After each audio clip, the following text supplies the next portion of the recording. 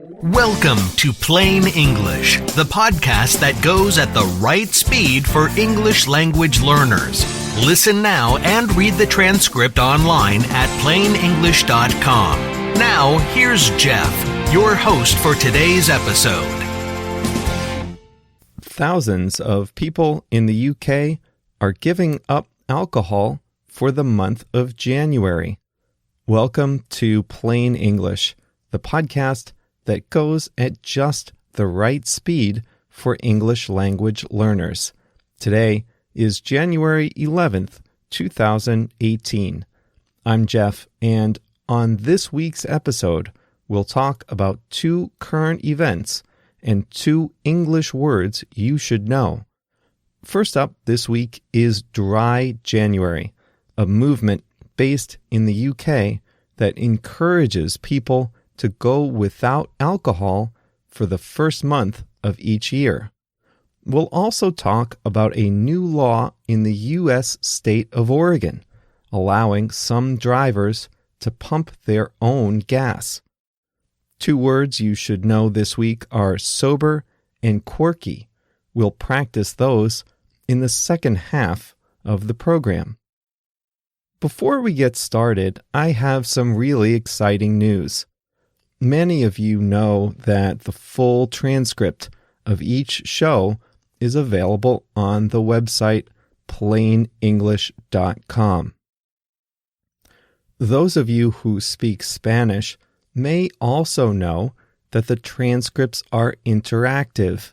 They show instant translations of difficult words and phrases from Spanish to English, so you never have to hit the pause button while you're listening in order to understand the content of the program.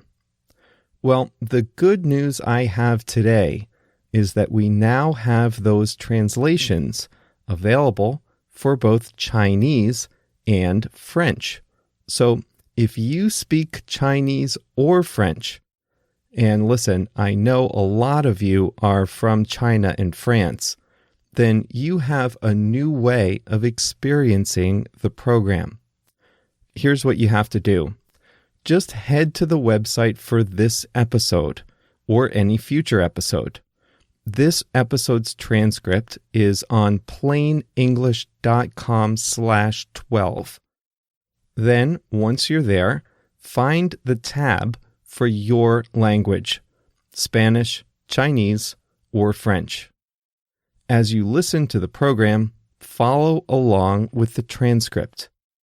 Whenever you get to a highlighted word, just hover your mouse over that word, or tap on it if you're reading on your phone, and you'll see the translation into your language. That's for anyone who speaks Spanish, Chinese, or French as a first language. And I hope to have more languages available soon. Now that you have indulged me that one announcement, let's get started with the first topic this week. Last week, we talked about how different people celebrate the new year around the world. But this week, let's talk about what some people are doing in January, or not doing. I'm talking about those of us who are observing Dry January by not having any alcoholic drinks for the first month of the year.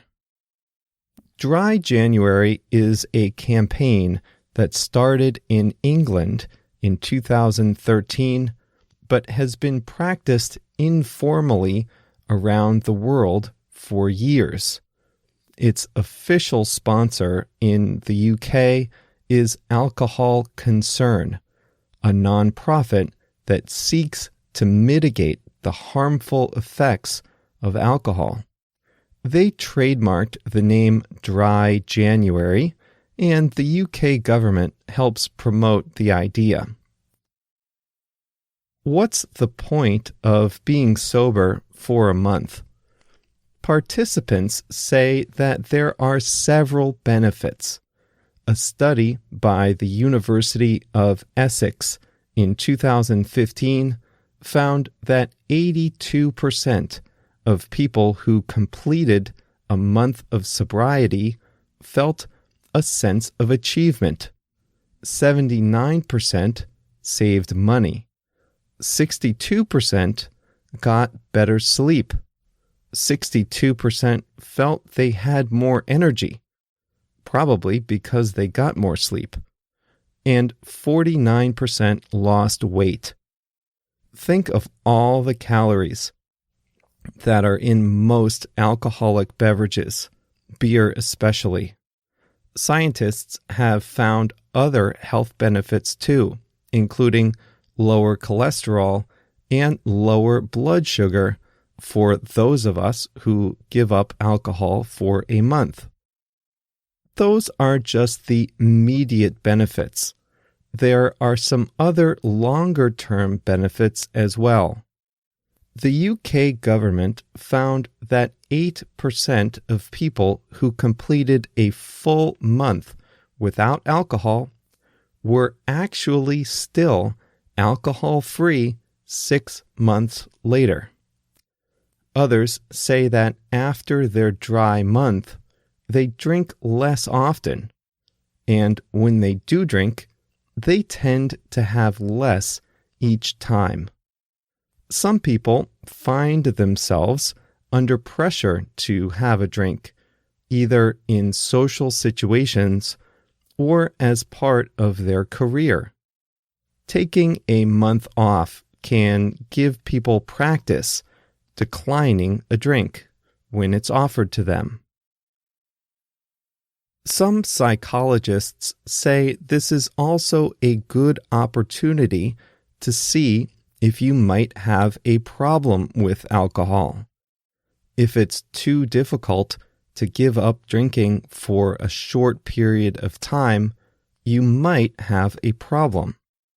But most people who willingly participate in Dry January are moderate drinkers who just want to take a break after the holidays.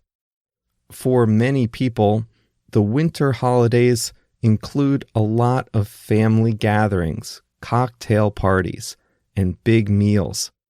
People feel that by January, they're ready to take a break from alcohol and get the new year off to a good start. One study found that about 65% of people who start a Dry January complete it successfully. But even those who don't go the full 31 days still experience some of the benefits. Some restaurants and bars in the UK are getting into the spirit, offering virgin cocktails based on juice or craft soda. Speaking of bars and restaurants, having a Dry January must be especially hard for all the people who work in the hospitality industry, who are around alcohol every day. Not everyone thinks a Dry January is a great idea. Some advocates are concerned that people will overindulge in February, wiping out many of January's benefits. Others say there's really no benefit for moderate drinkers since a month is too short a time period to make much difference. You also have to be careful in February because if you haven't had a drink in a month, your tolerance for alcohol may be affected by the time you pick up your next drink. Still, there's no real strong argument against Dry January as long as you don't overdo things in February. I don't really see any harm in laying off the sauce for a month. I picked this story because I am among the people who abstain from alcohol every January. I've given up alcohol for a month each year for a long time, not always in January, but always for a full month. I find that it's nice to hit the pause button, take some time to focus on my health and my sleep. I've settled on January because during the winter holiday season, like many people, I find myself at parties, happy hours, friends' houses, and with family, usually accompanied by wine or beer. I don't drink too much, but during January, I do find my sleep and diet improve. Personally, I find that going a month without taking a drink is not that difficult. I tend to move any bottles of wine I might have in the house so they're out of sight. When I'm in a situation where I'd usually have a drink, I try to plan an alternative ahead of time. For example, if I'm at home watching a sports game or a movie on TV, I like to make a cup of tea just to have something to take my mind off the fact that I'm not having a beer or glass of wine. Green tea is good at night since it doesn't have much caffeine and it helps warm me up in the frigid Chicago weather. There is a minor controversy in the American state of Oregon, which is just now allowing motorists to pump their own gas in certain rural locations. Oregon is one of 2 states in the U.S. that have traditionally required gas stations to have an employee fill up customers' tanks. The other state is New Jersey. These 2 states have for years been the last 2 holdouts from a previous era.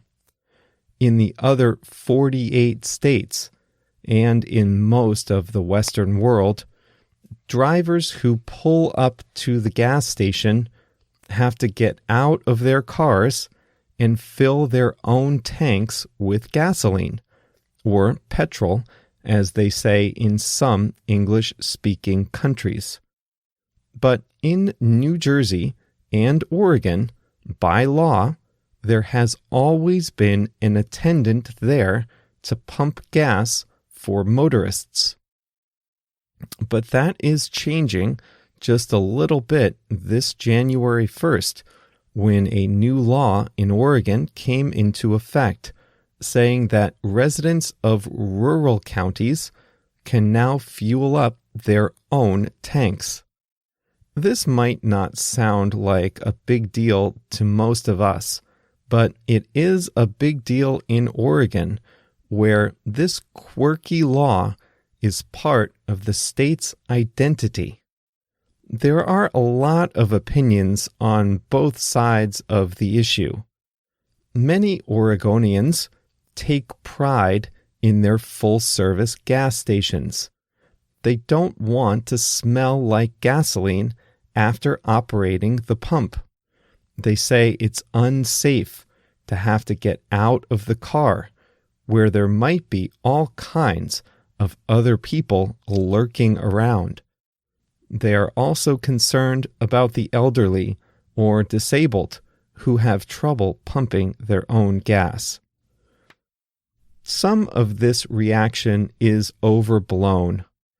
Oregon's new law only applies in rural counties, parts of the state that have a very small population. Oregon is a very rural state with a lot of wide open areas, so it's not always practical for gas stations to have attendants for so few customers. And by the way, the law just allows rural gas stations the option to have self-serve pumps.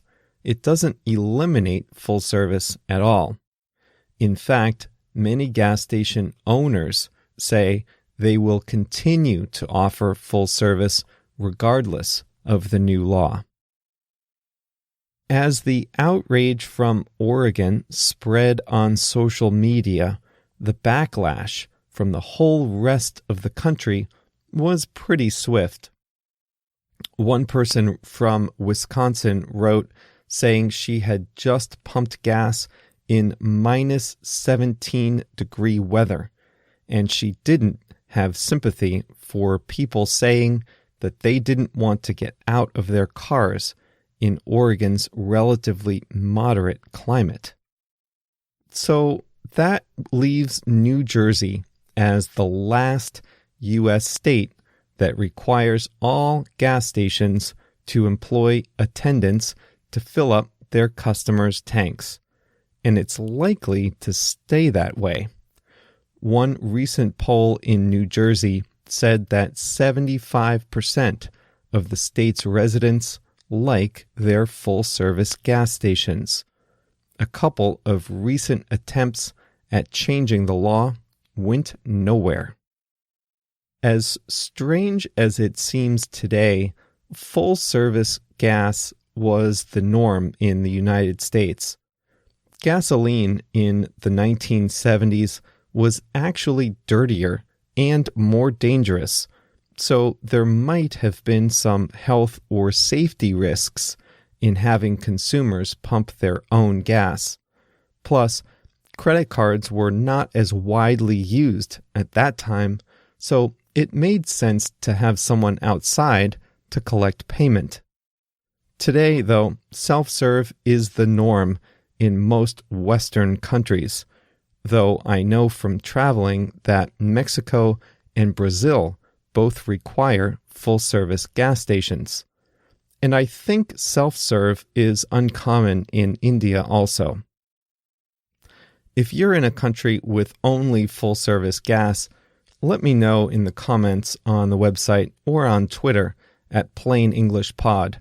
I'd be curious to know where in the world full service is still common.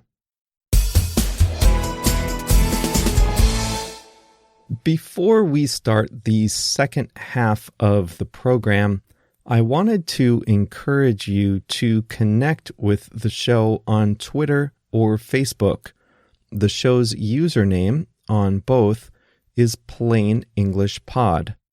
I wanted to say hi to Nicola from Italy and Ekaterina from Russia for connecting on Twitter. Plain English Pod is the show's username on Twitter or Facebook. You can also send me an email at Jeff, Jeff, at plainenglish.com. In the second half of each program, we review 2 words or phrases that you should know in English. And this week, those words are sober and quirky. Let's start with sober. In the story about dry January, I said that people will be sober for the month of January. And in that sense, it means that they won't drink alcohol during that time. Sober usually describes a person who has given up an addiction for good. So, someone who was once addicted to alcohol might tell you, "I've been sober for 5 years." It means that he gave up his drinking 5 years ago. You can also use it for smoking or any other addiction, though I think it's most common to describe an alcohol addiction. However, in the story about dry January, I said that thousands of people will have a sober month. That doesn't mean that thousands of addicted people will give up alcohol for a month. This is a more informal way of using sober. It just means that for a month, those people, Actually, I should say we, since I'm doing it too. We won't drink. We will be sober for a month.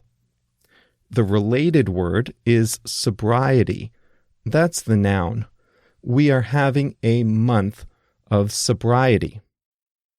We'll see if keeping sober is easy for us or if the sobriety is too hard to maintain. Depending on the context, sober can also mean the opposite of drunk, regardless of whether a person is or ever was addicted. So, a friend might ask you if you had been drinking the night you fell down a flight of stairs, and you might answer, "Nope, I was completely sober. I just slipped and fell." Some people say that after drinking, they have some coffee or take a cold shower to sober up, meaning to reduce the effects of alcohol on their bodies. That doesn't work, by the way. It doesn't actually reduce the effects of alcohol, but some people say they can sober up that way anyway. The second word to discuss this week is quirky. This is kind of a fun word, meaning that someone or something is unusual or slightly strange. If something or someone is quirky, it's not a bad thing.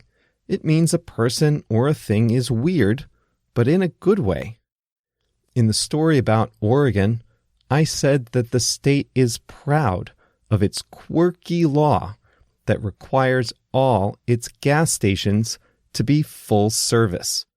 This is a quirky law because it's unusual. It's unexpected, kind of in a good way. It's a quirky law because it's so unique and a little strange.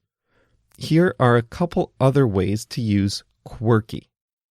You might say that a person has a quirky sense of humor if that person's jokes are funny, but a little unusual. You could say a store is quirky if it has a lot of things you don't usually see when you're out shopping, but it's interesting nonetheless. There's a store like that near me that has a lot of vintage things that used to be popular a long time ago, but that you never see anymore. It's fun to walk through the store and see all the quirky merchandise. It's funny and definitely unusual. That brings us to the end of today's program. Thanks again for listening and for being part of this growing audience. I'd really love to know what you think of Plain English so far, so please send me a note with your thoughts. I can be reached at jeff@plainenglish.com or on Facebook and Twitter under the username Plain English Pod. If anyone else out there is having a dry January, let me know. I could use the encouragement of others in the same position. We'll be back with a new episode next week. Thanks so much for listening.